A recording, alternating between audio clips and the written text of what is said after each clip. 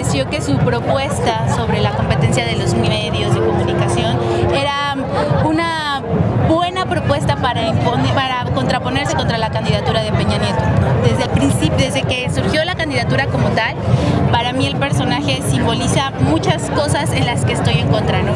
En primera instancia, el regreso del PRI, del autoritarismo del PRI. En segunda, el arribo al poder de la coalición entre Televisa, que representa una de las más importantes empresas del sector privado, que además de la influencia que ha tenido en la cultura mexicana a través de los programas que ha tenido, bueno, también ha generado alrededor suyo todo un consorcio de empresas que monopolizan la información, cosa que es un elemento, un insumo básico para una democracia. ¿Y cuál es la importancia de una democracia? Bueno, que a través de ella puedes acceder a derechos básicos que te permiten acceder a otros derechos. Por ejemplo, el derecho al voto, ya que se ha escuchado, la libertad de expresión, que son condiciones básicas de una democracia, derechos civiles, políticos básicos, te permite también exigir otro tipo de derechos, como la justicia, como el trabajo digno,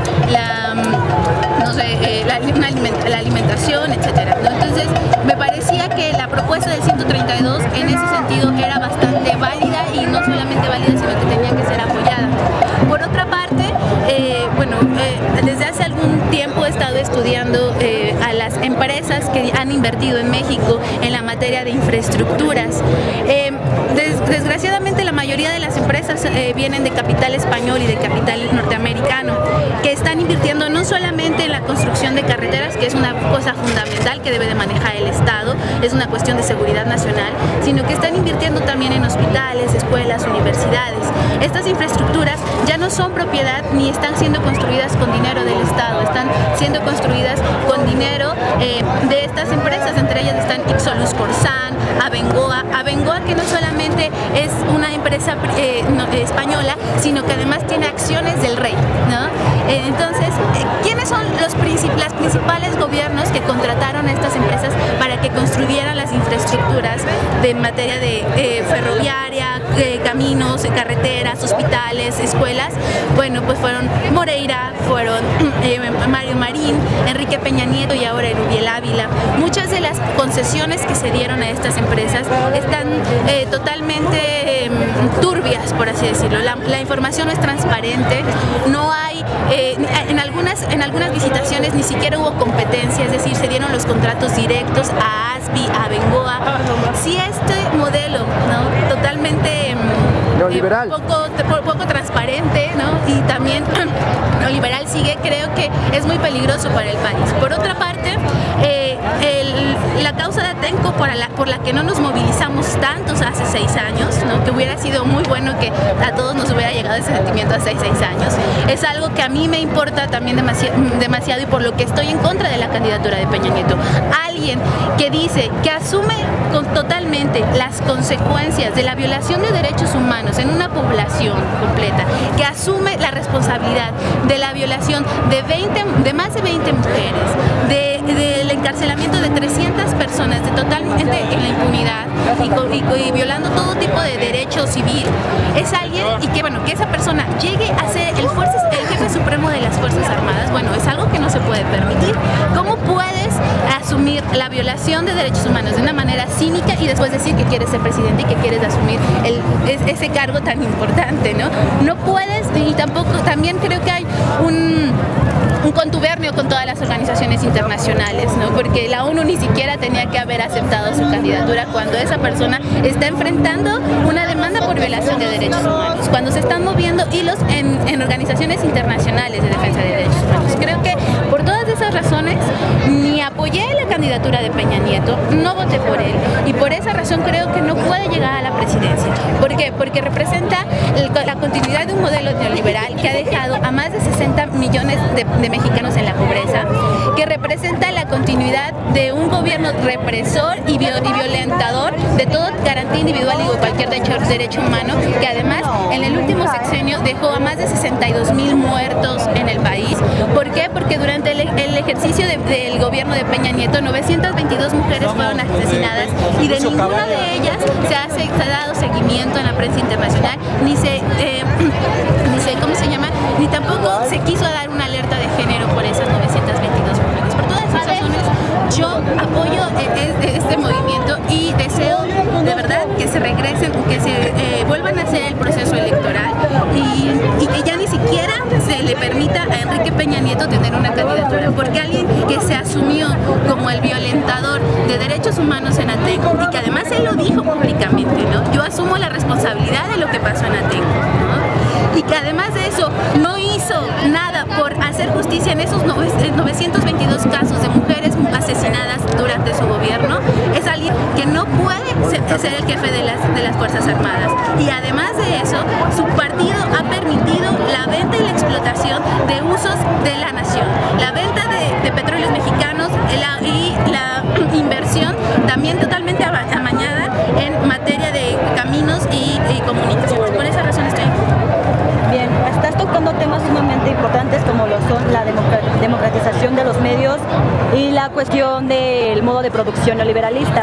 Ahora quiero que me comentes de forma más específica en tu persona en qué te está afectando, ¿no?, todo esto. Bueno, primero soy mujer, ¿no? Y fui habitante del Estado de México. Cuando yo estaba en la universidad, Enrique Peña Nieto estaba como gobernador del Estado de México. Yo vivía en Chimalhuacán. Aproximadamente en un periodo de 4 meses, 5 mujeres universitarias de mi edad fueron asesinadas en el municipio de Chimalhuacán. Eso a mí me hizo migrar a la ciudad porque no podía, salía de la universidad a las 9 de la noche y llegaba a mi casa a las 12 de la noche. ¿Cómo podía sentirme segura de llegar y trasladarme esas 2 horas cuando compañeras universitarias ya habían sido asesinadas, ¿no? Por primera, en mi condición de mujer. En segundo lugar, considero que no puede conseguir continuar un modo de producción y de gobierno neoliberal. ¿Por qué? Porque soy estudiante, bueno, no soy estudiante, ya soy egresada de la Facultad de Ciencias Políticas y desgraciadamente cada vez son menores las posibilidades de empleo digno y de desempeñarte en lo que realmente estudiaste, ¿no? Y que además son cosas que la puede ser muy útil. Y en este modelo de producción, las ciencias sociales son totalmente diseñadas, son menospreciadas y son vistas como una carga en la educación para el sistema y además no se le ve una utilidad práctica en el ejercicio. Y bueno, por otra parte, creo que mi condición de humano no puede tolerar que se existan ese tipo de violaciones como las que ya te comentaba, ¿no? Atenco, las mujeres asesinadas. O sea, no considero que sea algo éticamente correcto apoyar a alguien de esa manera, por eso me afecta directamente. ¿Qué estudiaste? Ciencias políticas. Antes de que se dieran el resultado de estas elecciones, en las cuales se prevé como posible candidato, bueno, ya no se prevé, ¿no? Ya lo han dicho, que quedó en la presidencia Enrique Peña Nieto. Antes de todo esto, ¿tú apoyabas movimientos de este tipo? Sí, los apoyaba. Bien, y ahora, si se da la resolución de que Enrique Peña Nieto quede como presidente legítimo de la nación, ¿seguirás apoyándolo? Mira, como presidente legítimo nunca va a quedar, ¿no? Podrá ser como presidente legal, ¿no? Las instituciones legalmente, que ellos constituyeron legalmente, les podrán dar el nombramiento, pero la legitimidad se la da a la nación. Y yo creo que por lo menos estas manifestaciones nunca le van a permitir tener una presidencia legítima, ¿no? Como tal.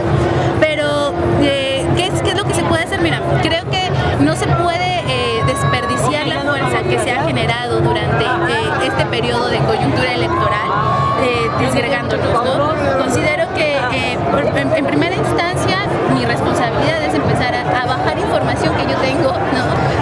a otros sectores que a lo mejor no la conocen, porque a veces estas manifestaciones, como muchas personas no están informadas o no han visto otras posibilidades de información, pues no entienden por qué se está moviendo la gente y dicen, ay, bueno, ya chole, ya ganó, ya déjenlo así, ¿no? Entonces, seguir diciendo por qué es que se hizo este movimiento, seguir trabajando información y bueno, en la siguiente me imagino que va a haber más asambleas. Considero que en lo personal, pues tengo algunas propuestas de organización, porque no podemos dejarlo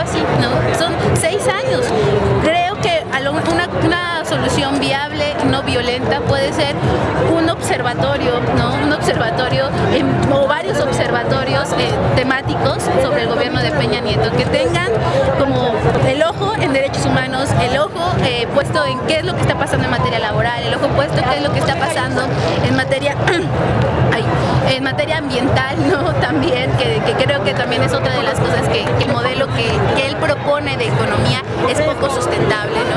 Entonces, tenerlo y difundirlo, pero también considero que es necesario aprovechar la fuerza que ya se tiene para generar otras iniciativas a nivel local, ¿no? Porque no podemos romperlo así, tenemos que fortalecer la resistencia, inventarnos otras cosas, imaginarnos lo que podamos imaginarnos, porque en realidad no es algo que pueda resolverse con algo que ya esté dado, es decir, no hay una solución unicausal ni unidireccional, ¿no? Pero también creo que no podemos meternos después de esto a nuestras casas y fingir que no pasa nada y que estos 6 años que vengan van a ser fáciles, porque no lo van a ser. Claro, en este aspecto, hablando de modelos económicos y de formas de pensamiento, ¿tienes algún pensamiento, una forma de pensamiento en particular, comunista, socialista, anarquista? Mira, creo que no me identifico hasta ahorita con ningún modelo construido, ni en materia económica, ni en materia política, porque creo que todos tienen contradicciones en la práctica, ¿no? A todos se nos escapa alguno. Por ejemplo, los socialistas a veces, o comunistas a veces se centran tanto en la economía que se les olvida la parte cultural y la parte educativa, etcétera, ¿no? Considero y también creo que es poco viable por una cuestión, no se puede arribar a un modelo de ese tipo de modelos económicos sin la violencia, ¿no? ¿Y por qué? No porque no queramos o porque no podamos, sino porque siempre va a haber oposición de la parte neoliberal, ¿no?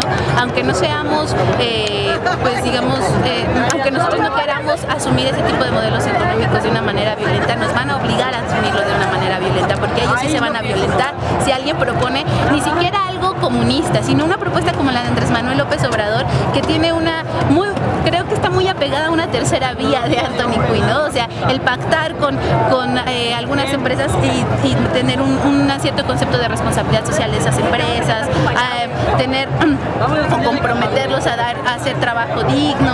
A lo mejor ese tipo de modelos pueden funcionar, ¿no? Pueden funcionar cuando las cosas ya están tan críticas y mejorar un poco, ¿no? No es la panacea, no es la solución, pero puede ser una alternativa pacífica, ¿no? Si queremos realmente un cambio completo y un cambio socialista o comunista, tenemos que asumir las consecuencias de violencia, y creo que yo no tengo todavía como la capacidad para asumir esas consecuencias, ¿no? Por eso no lo puedo apoyar. Me parece una apuesta viable la que hace Andrés Manuel, ¿no? Con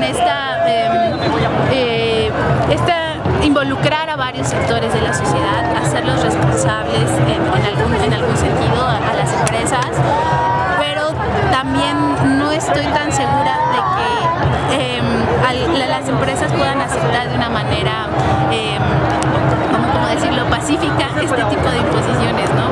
Soltar algo en este modelo cuando ya han conquistado tanto, porque hay que decirlo, ¿no? Tienen ya así, o sea, las reformas que plantea Enrique Peña Nieto en materia fiscal, en materia laboral, es la culminación del modelo neoliberal tal y como lo propusieron sus padres, ¿no?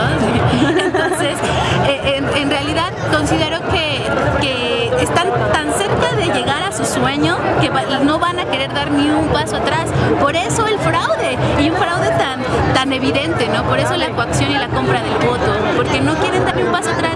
Andrés Manuel no es socialista, no es comunista, no es nada. Realmente tiene una cuestión bastante, ¿cómo se dice?, moderada, ¿no? Estadista. Estadista, exacto. Bastante moderada, y pues sí, le apuesta a una tercera vía definitivamente. Entonces, pero no quiere ser, ¿no? Y creo que cualquier cosa va a tener que, desgraciadamente, pues ser algo no pacífico.